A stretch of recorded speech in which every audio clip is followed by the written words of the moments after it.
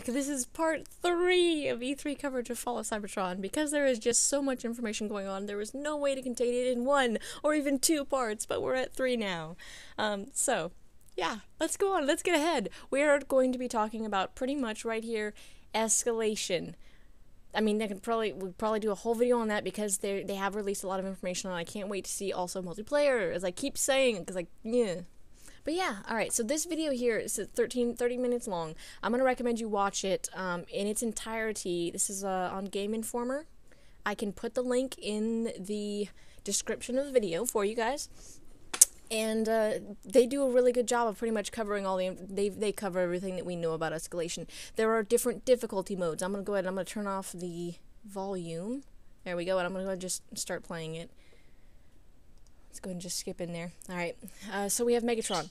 One of the things that we learned is that, just via this video, in correlation with all the other videos, we know that there is a difficulty mode for Escalation. That's number 1. Point number 2, there are only 15 waves in Escalation. It is no longer open-ended. There are 15 waves, and based on just watching this video, I want to say that the waves are typically a bit longer than they were, because it takes this guy... it takes him about three times just by himself to beat wave 1, and it takes him, you know, if there's 3 parts in here, and it's 13 minutes long, that's like a little less than 5 minutes piece. So the first wave on Warp Cybertron, you can usually finish that within 60 seconds, because it was a short, easy wave. This is not so. One of the fun things that we get to see on here is you see all these little guys, they're just like Rumble from War for Cybertron, but they're the Autobot equivalent, apparently in Escalation, of the drones. Like, in War for Cybertron, we have the Hollow Brutes of Zeta Prime on the Decepticon side, and on the Autobot side, we have the little spiders. So these guys are apparently the little grunts that they just annoy you. You kill them in one hit, at least in the lower waves. Some of the things that you got to see, Megatron, you might have seen him put up a shield a second ago, which is like Grimlock's. As far as I'm aware, that is different from his single-player ability. Just like Starscream has 2 abilities. He has the one in single-player, which is cloaking, and then in multiplayer, he has that thing which is like an ammo beacon. Ups your attack power, and it restores your ammo little bit by little bit. As far as I'm aware, it doesn't refill the clip immediately like the ammo beacon does in War for Cybertron. Okay, so... you saw him die. That is how you die in Escalation. It still shows what your kills up here, but it moved them up to the top left because the stat bar is now in the bottom left.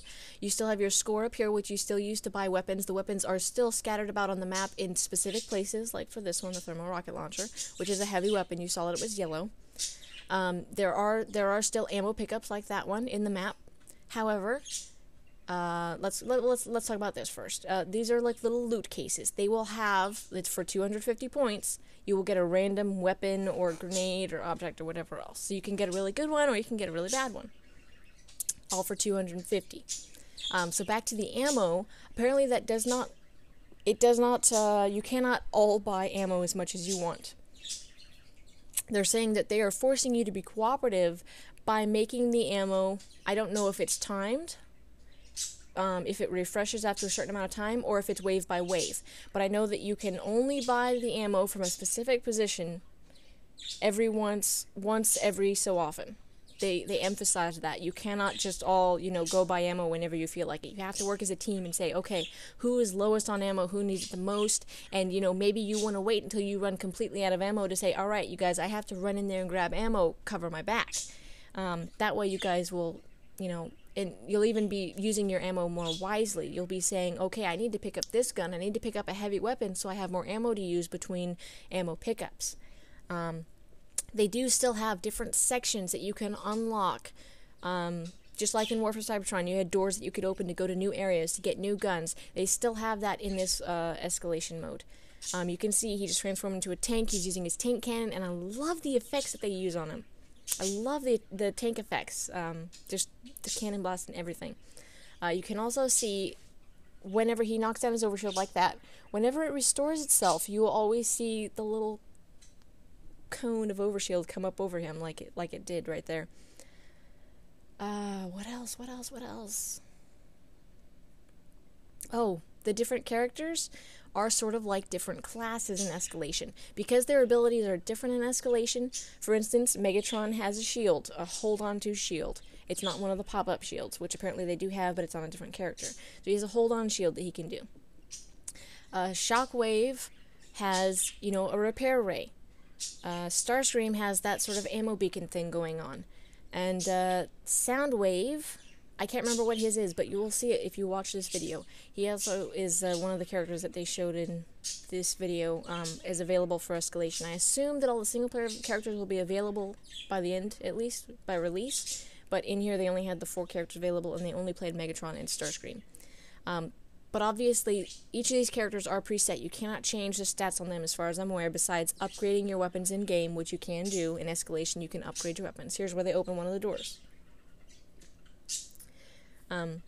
So that will mean that, just like in War for Cybertron, where you had characters that you wanted to play as, or for specific reasons, either because you wanted their ability, or you wanted to be able to fly, or you just wanted, you liked that character for whatever reason, there are reasons that you will want to pick different characters on here and hopefully create a good team that you will be able to complete Escalation all 15 waves with. That you will be able to say, okay, we need a healer, that way you can sit in the back and say you're going to heal us, blah, blah, blah, blah. I'm assuming that the healing gun is going to have more ammo than it did in War for Cybertron, because that's always one of the problems I've had with using the health ray in War for Cybertron. That's one of the reasons I don't get it in Escalation.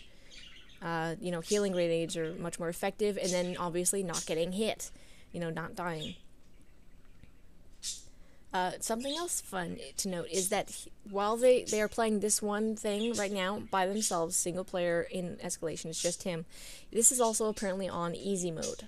Obviously they can tweak it, but you can see how difficult it is for them to play. Obviously he's not, you know, an experienced player. He doesn't know all the controls by heart. He's not been playing it for hours on end, like we will eventually be doing. Alright, so we have special abilities. Flak Shield, Heal Beam, Battle Sentry. So Soundwave has a sentry, and then Ultra Power Core. That's what they call he sets up a post. It looks like a conquest post. Has a ring around it with an area of effect. That's where you get your boosted attack power and your ammo. So I'm really, I'm going through this video. I encourage you guys to watch it with the sound on, because Teacher and the other guy will be talking about the different features. You can see, being a flyer obviously does add a second level of, it's always got that other element to it whenever you're flying in these games. There's always, a door that it'll be easier to navigate certain levels, certain escalation maps, because they are, you can just fly through the air instead of going through a tunnel or driving on the ground plowing through enemies. Whew. Alright, I think I'm going to go ahead, I'm going to try, and I'm going to see if I can skip ahead a little bit.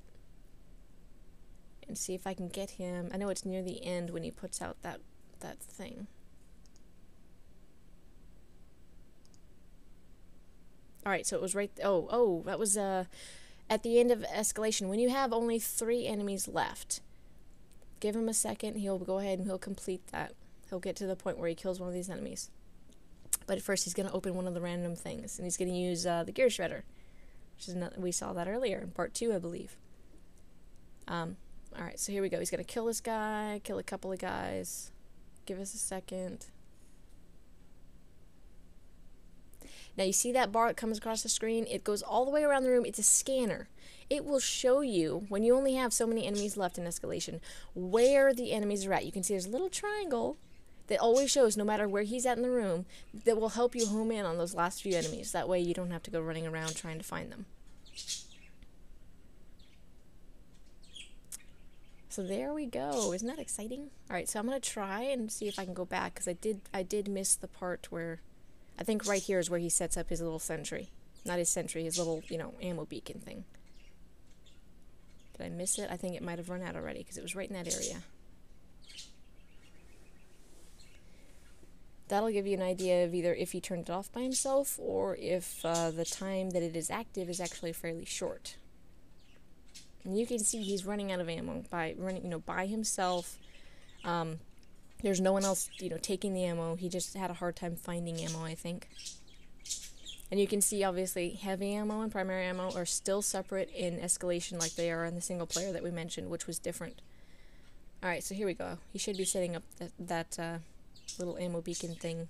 Super armored power core thing. Any second now. No. Alright, I must have missed it. I really want to find it for you guys, just to show you what it looks like.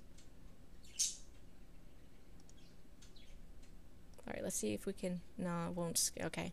Well, you guys are just going to have to watch the video to find it. I'm going to try and post links in the description to every single one of the videos and all the articles that we have out right now, because there's so much information for you guys to take in. I hope you really enjoyed my coverage of what we've seen so far for Fall of Cybertron. I am psyched for this game. I am very excited. This will be a game that I will buy on day one. I may not be able to pre-order it, I may not want to pre-order it, but I will buy it at least by day one. I will have gameplay up for you guys at some point. You know, I'm really excited. I may not have sounded like it at BotCon. I was being very critical about just the differences and the things that I was seeing because I wasn't sold on the game at the time. But, you know, by the end of BotCon, I was sold on the game. I am very ecstatic and excited for Fall of Cybertron. I cannot wait, you know, for it to get out here. I believe it's coming out in the middle of August or the end of August, like the 26th or something. So make sure they have, you know, they have revealed some of the pre-orders. At least Amazon has a pre-order for, you get a G2 colored Bruticus for single player. GameStop has a pre-order as a G1 skin, Optimus Prime, which you can use in single player and multiplayer. You also get 2 guns for single player, which is like Megatron. It's sort of like a G1 inspired Megatron gun, and also Shockwave, his cannon. Those are both single player only as far as I'm aware. So let's get down to business, right? Let's play this game. I can't wait for it to come out. See you guys.